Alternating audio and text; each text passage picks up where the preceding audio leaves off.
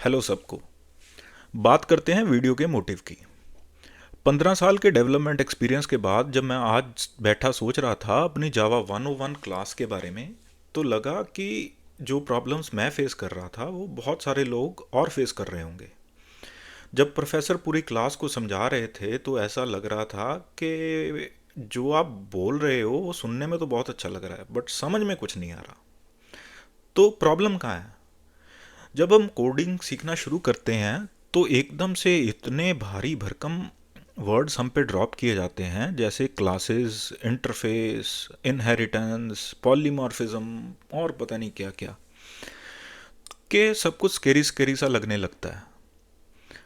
तो मेरी इस वीडियो में कोशिश रहेगी कि हम सब कुछ सीखें प्रोग्रामिंग के बारे में, और बहुत लेमन लैंग्वेज में रियल लाइफ से इंस्पिरेशन लेते हुए हम ये समझने की कोशिश करें कि एक्चुअली प्रोग्रामिंग है क्या और इसके फ़ायदे क्या हैं और हम इसे कहाँ कहाँ रियल लाइफ में यूज़ कर सकते हैं। तो आप फॉलो अलोंग करें। मेरी कोशिश रहेगी मैं आपको बिल्कुल आसान भाषा में, जितना सरल हो सके उतनी सरल भाषा में समझाने की कोशिश करूं कि एक्चुअल कोडिंग क्या है और इसके क्या क्या फ़ायदे हैं। हम इस सीरीज़ में शुरू करेंगे जावा के साथ। तो समझने की कोशिश करते हैं कि प्रोग्रामिंग एक्चुअली है क्या। हम बहुत बार मजाक में बोलते हैं कि डॉक्टर की लिखाई सिर्फ केमिस्ट को समझ में आती है। बस यही है प्रोग्रामिंग। वो केमिस्ट हमारा कंप्यूटर है, एंड जो डॉक्टर की वो लिखाई है वो प्रोग्रामिंग है। प्रोग्रामिंग और कुछ नहीं है, बस सेट ऑफ इंस्ट्रक्शंस हैं हमारे कंप्यूटर के लिए। हम जैसी इंस्ट्रक्शंस देंगे वो वैसी दवा हमें निकाल के वापस दे देगा। मतलब हम जैसे काम करने को उसे बोलेंगे वो वैसा काम करके हमें रिजल्ट वापस दे देगा। यही है प्रोग्रामिंग। अभी इसकी एक एग्जांपल देखते हैं।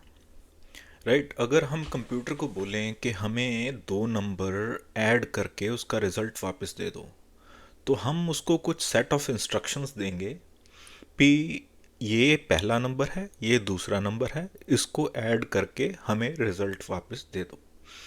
इसी को प्रोग्रामिंग बोलते हैं। तो आप लोगों ने सुना होगा कि कंप्यूटर को सिर्फ ज़ीरो और वन समझ में आता है। ये सिर्फ ज़ीरो और वन ही क्यों समझ में आता है? हमारा जो कंप्यूटर है उसकी जो मेमोरी है वो ट्रांजिस्टर और कैपेसिटर से बनी होती है।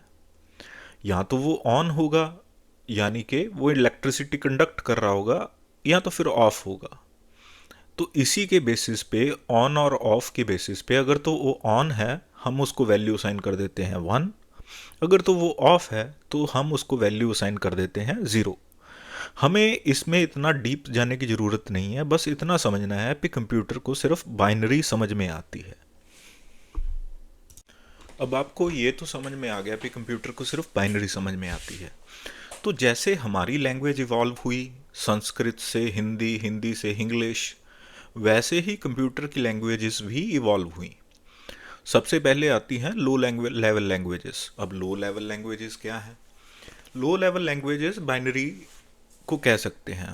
आप कंप्यूटर को बाइनरी में इंस्ट्रक्शंस दो, वो आपको बाइनरी में रिजल्ट वापस दे देगा। तो इसमें इन लैंग्वेजेस को सीखना बड़ा मुश्किल था, और ये कंप्यूटर के हार्डवेयर पे बहुत डिपेंड करती थी। तो इससे इवॉल्व होकर बनी असेंबली लैंग्वेजेस। असेंबली लैंग्वेजेस भी very near to computer hardware थी, राइट, और स्टिल ये कंप्यूटर के हार्डवेयर पे डिपेंडेंट थी। तो इससे भी इवॉल्व होकर बनी हाई लेवल लैंग्वेजेस जो हम सीखेंगे, राइट। तो हाई लेवल लैंग्वेजेस जैसे जावा, ये बहुत ही ह्यूमन रीडेबल और कंपैरेटिवली इजी हैं सीखने में। एट दी कोर हम इसे भी कन्वर्ट करते हैं लो लेवल लैंग्वेजेस में to run on the machine. मतलब कि जो आप इंस्ट्रक्शंस दोगे हाई लेवल लैंग्वेज में, उसको भी जो जावा का ट्रांसलेटर है वो कंपाइल तो बाइनरी में ही करेगा, क्योंकि कंप्यूटर को एट दी एंड समझ तो बाइनरी ही आएगी। तो मोटे मोटे तौर पे हमारी लाइफ इजी बनाने के लिए इवॉल्व हुई हाई लेवल लैंग्वेजेस जैसे जावा। अब अगली वीडियो में हम देखेंगे कि जावा क्या है, जेडीके क्या है, जेआरई क्या है, और हम कोशिश करेंगे कि जावा को अपने कंप्यूटर पे रन करें और एक छोटा सा प्रोग्राम बना के देखें। Thanks for watching.